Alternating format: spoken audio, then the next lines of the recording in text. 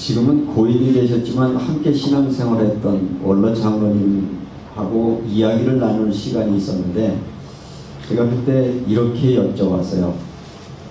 장로님, 혹시 시간을 되돌릴 수 있다 그러면 어느 때로 되돌아가고 싶으세요? 이렇게 여쭸어요. 연세는 80이 넘으신 어르신이었는데 어디로 되돌리고 싶으세요? 그랬더니 가만히 쳐다보고 계시더니 이렇게 답을 하시는 거예요. 목사님, 한 번으로 족합니다. 다시 돌아가고 싶은 마음은 없고요. 이제는 주님의 나라만 소망하며 살겠습니다. 그러시더니 주님의 나라 가셔서 지금 우리 곁에 계시지는 않습니다.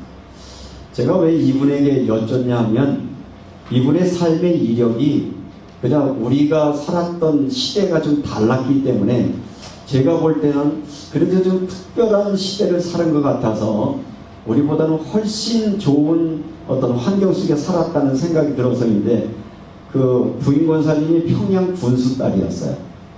그리고 만주에서 공부하셨고, 그러니까 나름대로 아주 1%의 특권층의 삶을 살았기 때문에 그런 분들은 좀 옛날로 돌아보고 싶지 않을까라고 해서 여쭤봤던 것인데, 그분의 답은 의외로 한 번이면 족합니다.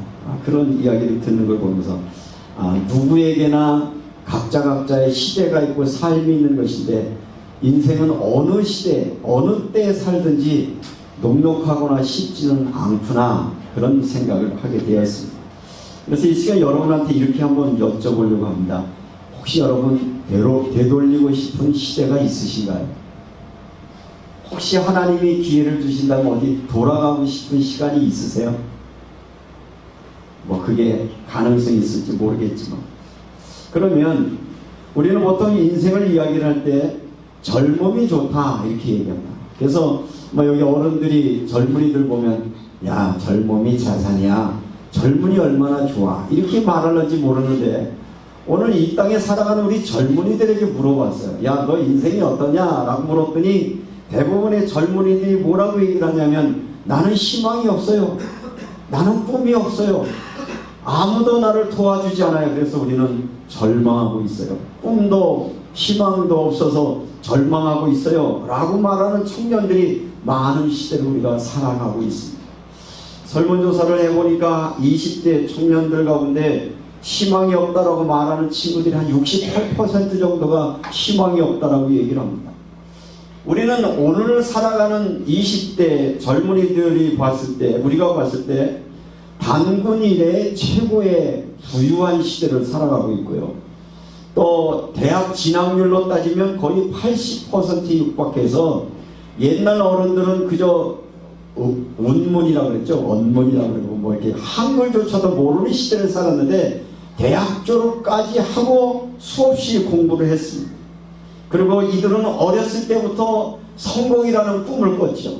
너희가 열심히 하면, 그리고 실력을 가지면 행복해질 것이라고 한 20여 년 달려왔는데, 달려온 현실에 보면 오히려 희망도 없고 꿈이 없는 그런 시대라고 얘기를 하고 있습니다. 어쩌면 지금 20대가 교육을 받았을 때 영재교육, 조기교육, 그죠? 그래서 뭐 선행학습, 좋다는 학원, 좋다는 공부는 다 해보고 혜택이라는 혜택은 다 받아봤고, 심지어 진학을 위해서는 야, 예배는 나중에 드려도 돼, 예배도 포기하면서 공부했던 시대가 20대였는데 결과물은 뭐였느냐? 행복하지 않고 희망이 없다는 것입니다. 어쩌면 인간들은 뭔가 자기들이 계획을 세우고 꿈을 세우면 이 세상의 모든 것은 행복해질 것이라고 하는 그런 희망 속에 살아가고 있지만, 하나님 떠나버린 인간들, 하나님의 주시는 복음의 기쁨의 감격을 알지 못하는 사람들은 어떤 환경 조건이 온다 하더라도 그 속에서 어떤 희망이나 꿈을 발견할 수 없다라고 하는 것을 오늘 이 시대가 우리에게 반영해주고 있는 것이기도 합니다. 성탄절에 여러분들이 분위기도 마찬가지죠. 예전에 성탄절 그랬으면 어땠습니까? 난리 버거지 났잖아요. 막 시내 음악 들고 백화점 뭐 난리쳐서. 왜? 예수가 기뻐서 그랬나요?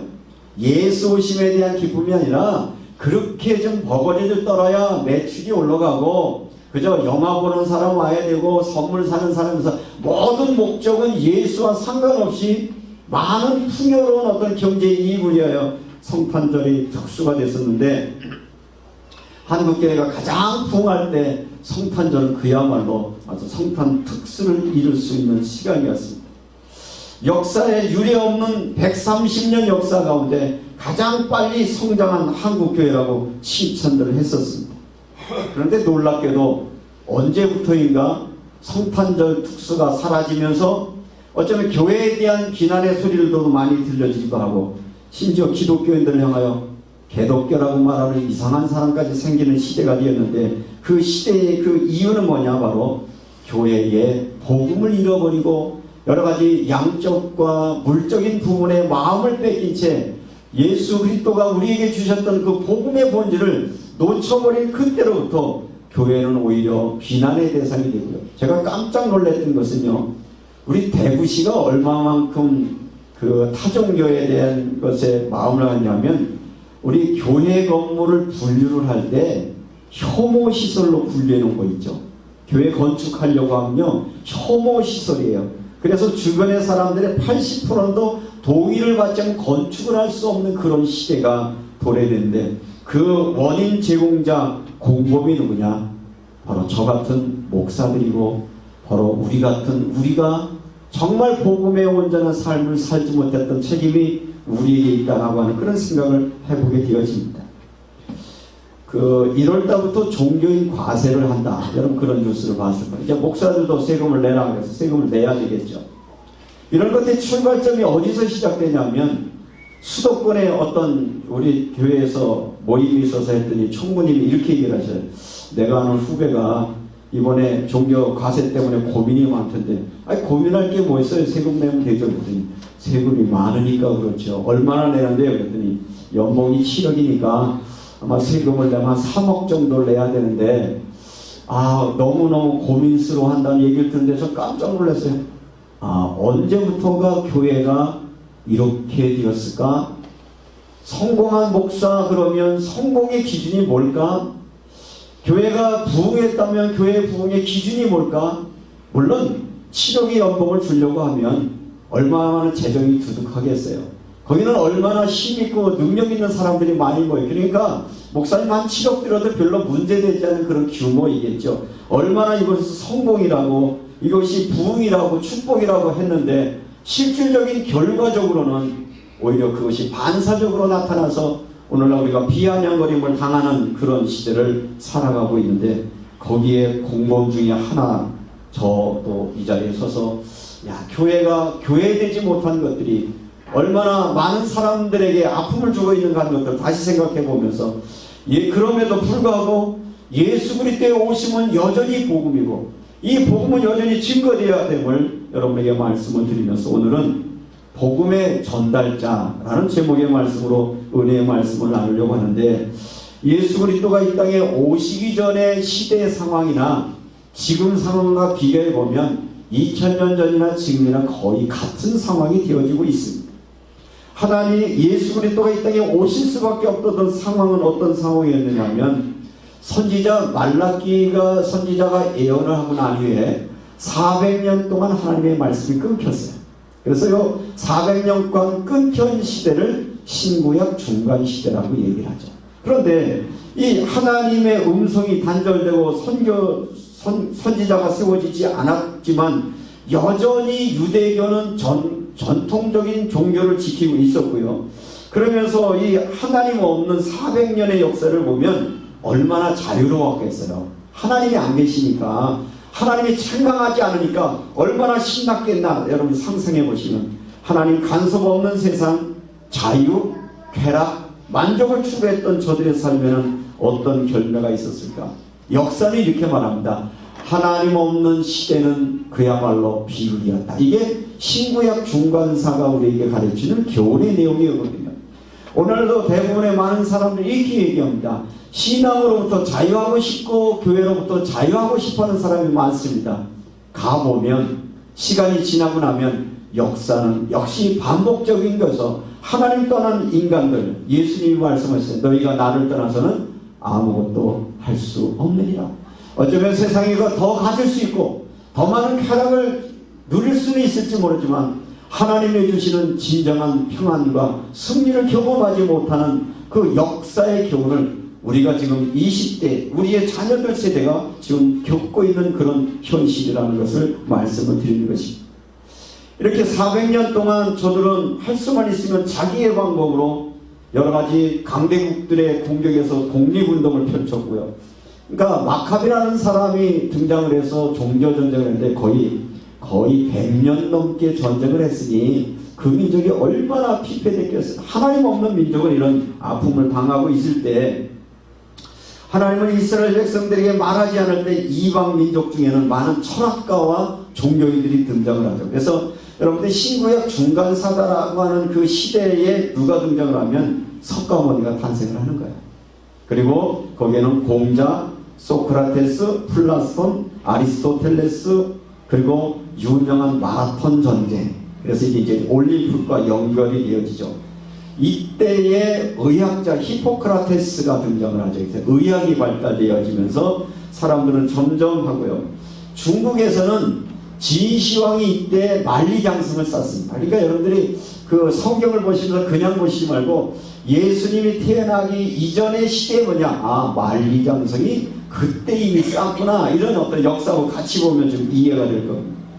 그러면서 여러분들이 한 가지 놓치지 말아야 될 것은 구약 성경은 히브리어로 기록되어 있습니다. 다시 말하면 이스라엘 말로 기록되어 있는데 신약 성경은 뭘로 기록되어 있다고 말씀드렸죠? 신약 성경은 헬라어거든요. 아니 어떻게 똑같은 성경의 언어가 다른가? 이 언어가 다르다는 이야기는 뭐냐면 400년이 지나가는 동안 언어조차도 말살되었다. 문자가 거의 사문화되어서 이때는 이미 히브리서를 쓰지 않는 그런 시대가 되었다는 것인데 얼마만큼 이 역사가 그들에게 이 차단되었는가 하는 것을 우리에게 보여주고 있는 것이죠. 이럴 때에 바로 하나님이 이 땅에 예수 그리스도를 보내주시기로 작정하셨고 예수 그리스도의 오심을 예비하는 사람을 하나님이 부르셨는데 이 절망과 어둠의 속에서 새로운 여명을 시작하겠는데 여기에 한 사람을 선택을 했습니다. 그 한 사람이 누구냐? 사가랴라는 사람이죠. 오늘 성경 본문 읽으셨던 것처럼 사가랴라고 하는 한 제사장을 부르고 그의 가정을 부르고 그의 자녀를 불러서 메시아 그리스도가 오게 하시는 길을 여는 소중한 일들을 감당한 사실들을 여러분에게 말씀을 드리면서 아무리 세상이 변절되고 타락한다 하더라도 하나님의 역사는 막을 수 없는 것입니다. 하나님은 이 역사의 어둠이 짙어질 때 새로운 빛으로 이 땅에 당신의 역사를 이루시는데 당신의 역사를 이루시는 일들에 쓰임받는 사람, 오늘 한 사람, 한 가정, 이런 주제가 저가 여러분에게 전달된 말씀입니다. 사가랴와 엘리사벳이라고 하는 이 사람이 하나님을 섬기고 있었고요. 성경의 기록에 의하면 아비야 반열의 제사장이었다라고 얘기합니다. 당시에 제사장이 한 8,000명이 있었다고 그래요. 8,000명이 24조로 나눈 거예요. 그러니까 반열이라는 단어는 24조로 나눠가지고 일주일씩 성전을 맡아 관리하니까 8,000명이 1년 주기로 돌아가야 되니까 제비가 뽑아서 그 일을 하는데 평생토록 제사장이 되면서도 뭐 할 수 있었다? 제사를 집전할 수 있는 기회가 없을 수도 있었어요. 그래서 8,000명 중에 하나님은 누구를 부르셨다? 한 사람을 부르셨다는 이야기를 우리에게 말하고 있는데 저는 이 말씀을 묵상을 하다가 왜 그 많고 많은 사람 중에 사가랴를 쓰셨을까? 하나님의 선택의 기준은 무엇이었을까를 보게 되었습니다.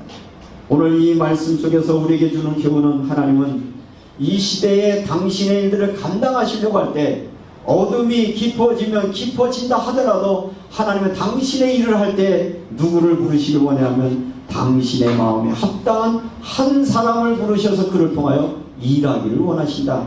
그 한 사람이 저와 여러분 되시기를 주님의 이름으로 축원합니다. 하나님 다른 사람이요, 다른 사람이 아니라 그 한 사람이 내가 되기를 원하는 마음으로 오늘도 이 시간에 예배하는 여러분 되시기를 주님의 이름으로 축원합니다. 아브라함을 부르시고 아브라함의 후손을 통해서 일을 감당할 때 애굽에 종살이 했을 때에도 애굽에 종살이하는 이스라엘 백성들이 하나님 앞에 부르짖어 기도하죠. 그때 하나님이 준비하셨던 것은 뭡니까? 출애굽기 2장의 말씀을 보면 이렇게 기록하고 있습니다. 내 이 남자 한 사람이 내 이 여자와 장가들어.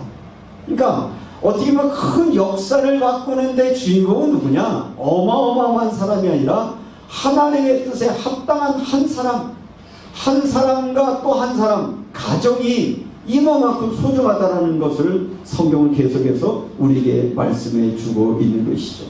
그래서 이 일들이 하나님 앞에 잘 쓰임받는 그런 기회가 되어서 하나님 앞에 쓰임받는 뇌인이 이어졌는데, 이때 이 역사적인 배경도 우리에게 중요한 것인데, 유대왕 헤롯 때 이런 표현이 있습니다. 오늘 성경에 보시면. 그런데 이 유대왕 헤롯이라고 하는 사람은 BC 37년에서 4세기까지 그 사마리아, 유대, 갈릴리, 베레아 지역을 통치했던 사람이었는데 아주 머리가 뛰어난 왕비였어요. 이스라엘 백성들을 통치해야 되는데 이들은 보통 사람들이 아니라 신앙 중심이 되었으니까 이들이 무슨 정책을 하느냐 하면, 그 스룹바벨이 지었던 성전이 허름하니까 이렇게 지어납니다. 내가 너희들 성전 저어줄 테니까 너희들은 내 말 들어. 그래서 48년 동안 지은 성전이 헤롯 성전이었거든요. 이 헤롯 성전을 지었는데 헤롯 성전을 관리하는 사람이 누구라고 그랬죠? 제사장들이라고 그랬어요.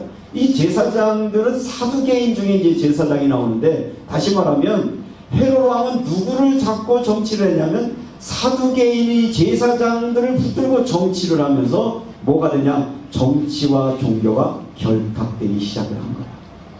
그러니까 거기에서 일어나는 예배라고 하는 것은 뭐냐? 하나님이 받으시는 예배가 아니라 사람들의 이익, 사람들의 정치 권력을 위한 종교 집단으로 변질되어 있을 그때에 수많은 사람들이 다 변질됐지만 누가 있었어요? 순수하게 믿음을 지키는 사가랴와 그의 부인 한 가정이 있어서 하나님, 그들이 마침 제비를 뽑아서 하나님의 성소에 들어갔을 때 누가 등장을 해? 천사가 그에게 나타나서 그에게 아들을 낳을 것을 얘기하고, 그 아들은 단순하게 너를 위한 아들이 아니라 너와 모든 사람에게 유익된 그런 아들을 주겠다는 그런 어마어마한 응답을 받는 장면이 오늘 본문에 나와 있습니다. 여러 차례 제가 말씀을 드렸을 겁니다. 성전은 솔로몬 성전, 스룹바벨 성전, 헤롯 성전 이렇게 3위가 나눠진다고 말씀을 드렸고, 이렇게 해서 종교가 굉장히 부흥해 보였어요. 그래서 예수님이 공생애를 시작하셔서 마지막 이제 십자가에 달리기 시전에 예루살렘 성전에 올라가셨을 때 예루살렘 성전이 뭡니까? 채찍을 들고 오히려 돈 바꾸는 자들 채찍으로 그것을 뒤엎어버리고 매매하는 자들 쫓아내잖아요. 다시 말하면 종교가 부패되고 종교 지도자들이 부패될 그때에 하나님은 정말 이 땅에 참 구원자, 참 복음 가진 예수 하나님을 이 땅에 보내셔서 우리에게 구원을 주시는 그 일들, 그 일에 앞서 하나님은 이 사가랴와 이 신앙의 사람들을 통해서 그의 길을 예비하는 일들을 감당했다라는 말씀을 우리에게 말하고 있습니다. 제가 앞에서 왜 한국교회 부흥과 타락의 이야기를 말씀을 드렸냐면 시대가 거의 같습니다. 지금 한국의 교회가 얼마나 많습니까? 얼마나 부흥한 데가 많습니까? 말 그대로 그저 이 국가에서 봤을 때 야, 저 사람들 세금 매기지 않으면 안 될 것 같은 그런 사람들이 꽤 많은 이 시대를 살아갑니다. 또 반대로 다 그런 건 아니죠. 그 중에 또 숨어있는 믿음의 사람들, 그나마 하나님 앞에 겸손히 사는 사람도 있지만, 그런 시대에 우리가 성탄절을 맞이한다라고 하면 오늘 이 사가랴라는 사람들을 집중해 보면서 하나님, 우리도 이 험한 세상, 많은 이들이 희망이 없다고 말하고 꿈이 없는 이 시대에 진정한 복음의 의미를 깨닫는 은혜를 주옵소서. 기도하는 저와 여러분이 되시기를 주님의 이름으로 축원합니다. 그러면 사가랴는 어떤 사람이었습니까? 한마디로 신앙의 사람이었습니다. 오늘 성경 읽으신 말씀을 여러분들이 보시면 알겠습니다만, 이 사람을 성경은 이렇게 표현하고 있습니다. 6절을 한번 읽어보겠습니다. 이 두 사람이 하나님 앞에 의인이 주의 모든 계명과 규례대로 흠이 없이 행하더라. 하나님 보시기에 뭐였어요? 의인이었어요. 하나님의 마음에 합당한 사람이었습니다. 누가? 두 사람이. 그래서 하나님은 이 복음의 전달자로 쓰실 때 누구를 쓰시냐면 한 사람 혼자서는 힘들어요. 여러분들이 함께 신앙생활하는 게 얼마나 축복인지 몰라요. 그래서 돕는 배필인 거예요. 한 사람이 넘어지면 한 사람이 옆에서 일으켜주고 격려해주고 위로해주시는 믿음의 가정이 이렇게 축복인 것이죠. 이렇게 정말 하나님 앞에 믿음의 삶을 살았습니다. 정말 신앙생활을 잘했습니다. 그러나 저들의 모든 삶들 속에 영육간의 모범이 되었고 흠없는 자로 살았는데 문제는 정말 사람들 보기에 하나님 보기에는 문제가 없는데 본인에게 큰 문제가 있는 거예요. 문제는 뭐였습니까? 자녀를 낳지 못하는 것이었습니다. 당시 유대인들에게 아이가 없다는 말은 하나님이 저를 축복하지 않는다고 여겼고 하나님의 어떤 심판을 받는다고 여겼으니까 늘 마음속에 하나님이 버리셨는가 봐, 하나님은 내 기도를 듣지 않는가, 이 절망 속에 살아갈 수 있는 그런 여건의 삶을 살았지만 그들은 포기하지 않고 하나님의 위를 바라보는 믿음의 삶으로 살았다는 이야기입니다. 그러다가 그런 믿음을 살고 있었고, 오늘 여기 성경 말씀대로였는데, 자 7절에 보니까 엘리사벳이 잉태를 못함으로 그들이 자식이 없고 두 사람이 뭐였더라? 나이가 많았다. 다시 말하면 더 이상 희망은 없었다. 더 이상 가능성이 없는 것 같다. 그러나 그가 마침 그 반년의 차례대로 하나님 앞에 제사장임을 단행할 때에 그가 하나님 성소에 들어가는 기회를 얻었는데, 성소에 들어가는 그때 누가 만나주신 거예요? 주의 사자가 그를 만나주는 거였어요. 이제까지 하나님은 자기를 버린다고 생각했어요. 하나님은 나를 포기했는가 생각했지만 하나님은 그를 포기한 것이 아니라 또 다른 계획을 위하여 준비하고 계셨음을 그런 예배를 통해서 확인하는 사건을 오늘 여기서 이루어지고 있습니다. 수많은 사람들이 예배를 드렸습니다. 수많은 제사장들이 그곳에 들어가서 이 제단의 제물을 드렸을 건데 응답하지 않던 하나님이 사가랴가 성소에 들어갈 때 그에게 나타나셨습니다. 왜 그에게 나타나셨을까요? 시편 89편 20절에는 하나님은 당신의 마음에 합당한 자에게 만나주신다고 말씀하고 있고요. 요한복음 4장 23절에서 예수님은 신령과 진정으로 예배하는 자를 하나님이 찾으신다고 말하고 있습니다. 다시 말하면 사가랴는 그 8,000명에 되는 많은 사람 중에 자기의 형편이나 자기의 상황으로 보면 나이가 많아서 절망할 것 같고 포기할 것 같지만 하나님의 신실하심에 대한 믿음을 가지고 포기하지 않냐고 하나님 앞에 온전한 예배자로 섰을 때 하나님이 그를 만나주셨고, 그 만나주신 하나님이 그에게 하시는 말씀은 뭐라고 말씀하느냐면 13절에 천사가 그에게 이르되 사가랴야 무서워하지 말라, 너희의 간구함이 들리지라. 하나님이 내 기도를 듣지 않는다고 여겼는데 하나님은 늦게 그 일을 하셨습니다. 하나님은 지금도 살아계십니다. 때때로 우리가 포기하는 것이지 하나님 우리를 포기하지 않는데, 그래서 하나님이 우리의 기도에 응답하지 않는다고 우리는 예배를 드리면서 어쩌면 일반적인 사람 같았으면 뭐 나 같은 사람 자식도 안 주는데 예배 이까지가 드리면 뭐해? 그래서 아마 대충 드릴 수도 있었을 거예요. 그러나 그는 하나님 앞에 예배는 어떤 거예요? 신령과 진정으로 예배하는 것. 오늘 이 시간에 예배에 참석한 사랑하는 성도들에게 부탁합니다. 혹시 절망하고 있습니까? 꿈이 보이지 않습니까? 희망이 보이지 않습니까? 두렵습니까? 염려됩니까? 하나님 지금도 살아계신데 여러분들이 하나님 앞에 온전히 서는 날 하나님이 여러분을 만나주시고 여러분의 삶에 하나님이 간섭하시면 어떤 상황에서도 하나님은 여러분과 함께 하시는 사실을 다시 한번 만나고 체험하는 저와 여러분의 삶이 되시기를 주님의 이름으로 축원합니다. 그러면서 아들을 줄 것인데 아들은 요한이라고 이름하라고 하면서 그 아들은 어떤 아들이냐? 14절을 여러분이 읽겠습니다. 13절부터일까요? 천사가 그에게 이르되 사가랴여 무서워하지 말라, 너희 간구함이 들리니라. 내 아내 엘리사벳이 내게 아들을 낳아 주리니 이름을 요한이라 하라. 너도 기뻐하고 즐거워할 것이요 많은 사람도 그의 태어남을 기뻐하리니. 대부분의 사람들은 아이를 왜 낳으려고 하느냐? 내가 기쁘려고 하거든요. 내 유익 추구하려고 하고, 내가 못 이뤘던 꿈 대신 야망을 이루어드리려고 하고, 그런데 오래 기다렸던 사가랴에게 나타난 하나님의 응답은 너의 아들은 너의 유익, 너의 기쁨만이 아니라 모든 사람의 기쁨이다. 어떤 면에서 보면 우리 대한민국의 교육의 시스템을 보니까 네가 잘 돼야, 네가 성공해야, 너라도 잘 돼야, 너만 잘 되면, 너 이기적인 일들이 얼마나 우리가 많이 심었습니까? 근데 시스템 자체가 하나를 떠리키지 않으면 내가 설 수 없는 거예요. 우리 시험 준비를 하고 있는 우리 청년들도 있는데, 꼭 시험 가기 전에 목사님 나 이번에 면접 봐요. 몇 명 왔냐? 많은 중에 걸러내고 몇 명 남았어요. 3명 남았는데 그 중에 1명 뽑아요. 그러면 어떻게 내가 기도해야 돼? 하나님 두 놈을 떠리켜 주십시오. 이렇게 기도해야 되는 거예요. 성경은 이렇게 말해요. 너도 기쁘고 많은 사람도 기쁘고. 그러니까 사실은 청년들이 절망하는 걸 저들의 책임도 아니에요. 우리 사회 구조가 그래서 그래요.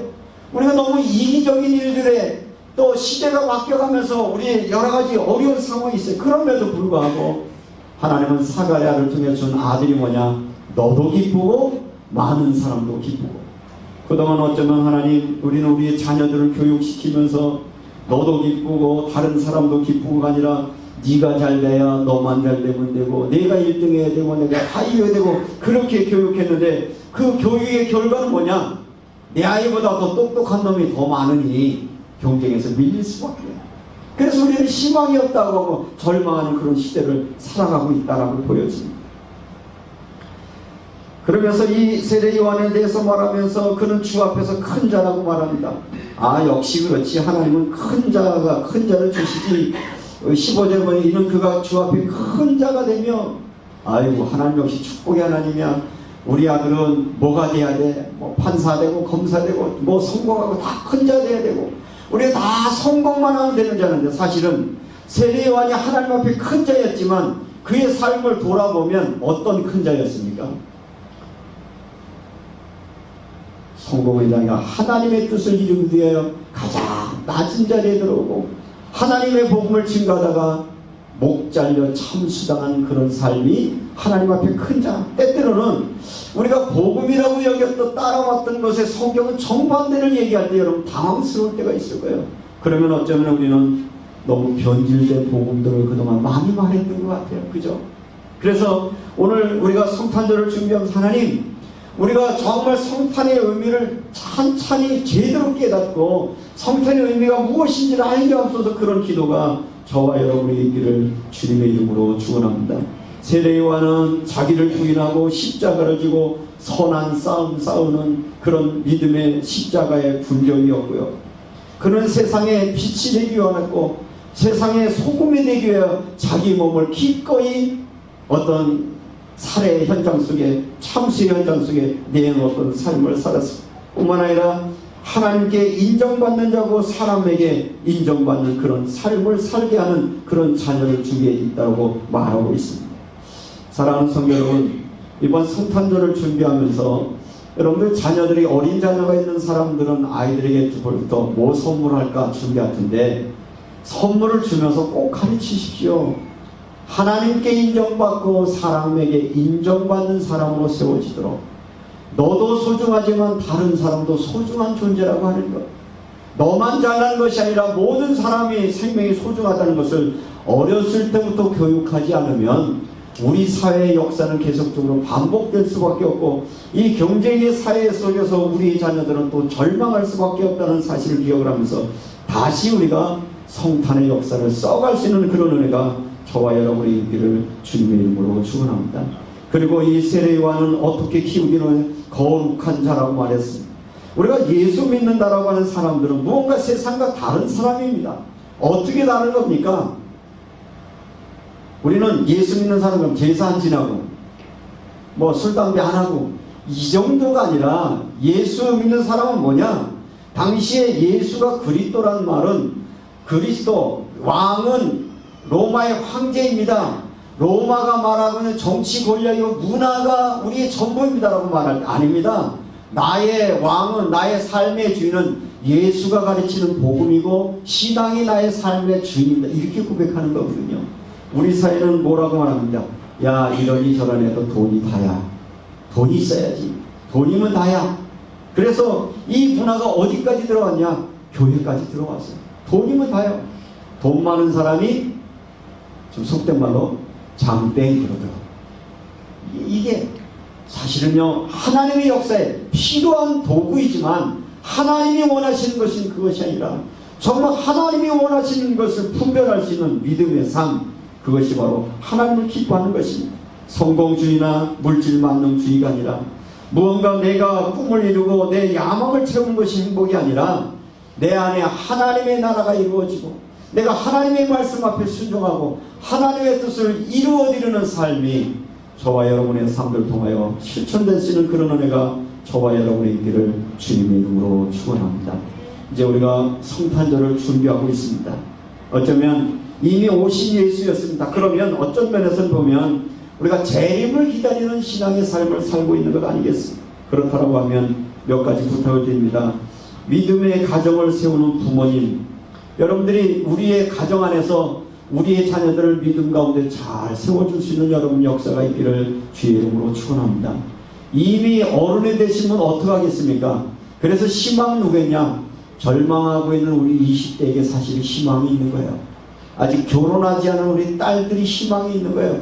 결혼하지 않은 우리 청년들이 희망이 있는 거예요. 어떤 모델이 세워지면 이 사가랴처럼 정말 하나님 앞에 든든히 믿음을 붙들고 있는 믿음의 사람들을 통하여 이 한국의 교회의 역사를 다시 세우고 다시 쓸 수 있는 역사가 이번 성탄절로부터 시작되어지시기를 주님의 이름으로 축원합니다. 가능하면 성탄절을 우리의 자녀들의 신앙 교육을 잘 할 수 있는 기회로 삼으십시오. 복음이 무엇인지를 알 수 있는 그런 세월을 세워주시기를 부탁을 드립니다. 어쩌면 예수님의 오심과 세례 요한의 오음이 세대의 엄청난 변화 속에서 사람들이 갈등할 수 있었지만 이제 성탄절을 맞이하면서 여러분의 귀에 계속 들리는 얘기가 뭐냐? 4차 산업혁명, 4차 산업혁명, 인공지능 이런 얘기 많이 듣죠? 이제 시대가 바뀌었어요. 옛날의 가치관이 별로 필요 없는 시대가 점점 오고 있습니다. 그래서 사람들은 두려워합니다. 물질 만능 시대, 어떤 산업혁명 시대에 어떻게 살아갈까? 대부분의 많은 사람, 청년들도 고민하지만 중년들도 고민하고요. 연세 드신 어른들은 어른대로 고민되고 있어요. 그러다가 답 얻은 답이 복음 아니고는 답이 없겠구나. 아무리 환경 여건이 좋아지고 산업혁명이 일어난다 하더라도 하나님은 살아계시기 때문에, 살아계신 하나님은 우리의 역사의 주관이시고 우리의 개인의 주인이시기 때문에 그분이 일단 내게 오시고 내 삶의 주인 되어주시고 내게 임재하시면 그분을 통하여 새 나라와 새 땅 속에 살아가는 믿음의 능력을 주시는 줄로 믿습니다. 이세돌하고 알파고하고 바둑에서 누가 이겼나요? 알파고가 이겼어요. 근데 알파고를 이길 수 있는 사람은 있을까요? 없을까요? 있어요. 누구냐? 제가 하면 이길 수 있어요. 왜냐하면 나는 바둑을 전혀 잘 못 두거든요. 그러니까 알파고라고 하는 인공지능은 뭐냐? 9단, 10단 되는 사람들의 수를 딱 자료를 입력한 거예요. 그러니까 여러분이 전혀 상상치 못하는데 딱 두면 얘는 당황해서 아무것도 못합니다. 너무 두려워하지 마세요. 인공지능 때문에 너무 염려할 이유는 없어요. 의외로 간단하더라고요. 그래서 사람들은 두려운데, 이번에 제가 세미나 갔는데 그 세미나 하는 교수가 그러더라고요. 목사님들 걱정하지 마세요. 예수 믿는 사람들이 뭘 걱정하십니까? 알파고를 이기는 것 이세돌은 지지만 아예 바둑 모르는 사람만 오면 바둑 모르는 사람이 이깁니다. 뭐 그런 역설적인 이야기하는 것처럼 어떤 문제가 오더라도 시대가 바뀌어도 하나님이 우리의 아버지시고 그분이 우리를 동행해 주고 인도하시는 그 믿음으로 승리할 수 있는 그런 은혜가 여러분의 있기를 주님의 이름으로 축원합니다. 성탄은 기쁨의 좋은 소식입니까? 그 성탄의 기쁜 소식은 뭡니까? 그 예수가 오심으로 인하여 우리는 하나님을 이렇게 부를 수 있습니다. 하나님 아버지, 하나님 아버지. 그죠? 그 아버지는 누구세요? 전능하사 천지를 만드신 아버지. 다른 것 가지고는 우리가 희망을 찾아 하나님 나의 아버지의 이름이 거룩히 여김을 받게 하시고 아버지의 나라가 오게 하시고 아버지가 나를 다스려 주시고 하나님 아버지가 여러분의 마음과 생각과 여러분의 감정과 가정과 여러분의 일터를 다스려 주기 시작할 때 우리의 절망과 우리의 두려움은 희망으로 바뀌는 것이고 온 백성에 미칠 복음을 증거할 수 있는 증인의 삶으로 우리를 축복해 주시는 줄로 믿습니다. 그 아버지가 나라에가 임하게 하시고 하나님의 뜻을 나를 통하여 이 땅에 이루어가기 위해서 기도하시고요. 하나님 우리에게 일용할 양식을 주옵시고 목사님 저 어떻게 하면 돼요? 일용할 양식을 주옵소서 기도하십시다. 기도할 때 하나님이 일용할 양식으로 인도해 주실 줄로 믿습니다. 일용하는 뭡니까? 우리가 하루에 살아가는 데 필요한 모든 것들을 공급하시는 그 은혜가 여러분 속에 있어서 그 안에는 먹는 것, 입는 것, 여러분의 건강, 여러분의 모든 삶이 포함되는 기도 속으로 들어가시고 용서하며 살게 하시고 시험이 와도 시험에 빠지지 않게 하시고 모든 영광 하나님 앞에 돌리게 하옵소서. 그런 기도가 날마다 여러분 속에 있으셔서 예수가 오셨다는 말은 뭐냐? 어디에 오셨다? 예수는 내 속에 오셨다. 한번 따라하시죠. 예수는 내 안에 오셨다. 내 안에 오신 예수를 만나십시오. 그냥 이렇게 화려하게 장식이 아니라 정말 여러분의 심령 속에 예수 오시면 예수 계신 그곳이 하나님의 나라요. 예수 계신 그곳이 바로 하나님이 함께하는 곳이어서 우리는 두려움과 열망 가운데 승리할 수 있는 것입니다. 우리가 주여 주여라고 부릅니다. 주여라는 말은 예수 나의 왕이여 나의 주님이여라는 고백인 것처럼 그러려고 하면 우리는 영적 싸움 싸워야 되는데 바울은 내 안에 그리스도가 산다. 나는 없다. 내 안에 예수가 산다. 그래서 내 안에는 하나님의 나라가 있다. 하나님 나라를 소유한 자에게 주는 세상에서 주는 평화가 여러분의 삶들 속에 넘치시기를 주님의 이름으로 축원합니다. 혹시 염려하고 근심하며 어떻게 살아갈까 걱정하는 여러분, 걱정할 게 아니라 오늘 여러분들이 마음을 다해서 예배하고 하나님 앞에 나올 때 하나님은 사가랴에게 만나주셨던 것처럼 여러분을 만나주셔서 여러분의 기도에 응답해 주시는 그 은혜의 역사가 저와 여러분에게 있기를 주님의 이름으로 축원합니다. 좋으신 아버지 하나님, 절망인 것 같고 끝인 것 같고